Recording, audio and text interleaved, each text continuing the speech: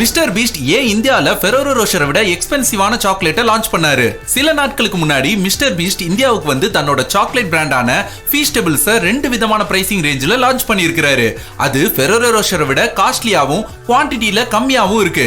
இந்தியாவில் யாரும் அதை வாங்க மாட்டாங்கன்னு பல பேர் நினைக்கிறாங்க. ஆனா அவங்க கணிப்பு ரொம்பவே தப்பு. காரணம், மிஸ்டர் பீஸ்டோட second largest viewers and fans இந்தியாவை சேர்ந்தவங்க தான். முக்கியமா அவரோட சாக்லேட்கான டார்கெட் ஆடியன்ஸ் 20 வயசுக்கு கீழே இருக்க குழந்தைங்க தான். அந்த கேட்டகரியில யூஎஸ் விட இந்தியால லார்ஜர் ஆடியன்ஸ் இருக்காங்க. அது மட்டும் இல்லாம பிரீமியம் சாக்லேட்கான டிமாண்டும் இந்தியால ரைஸ் ஆயிட்டு தான் இருக்கு. போன வருஷம் மட்டும் இந்தியா 200 கோடி ஒர்த்தான சாக்லேட்ஸ் இம்போர்ட் பண்ணிருக்காங்க.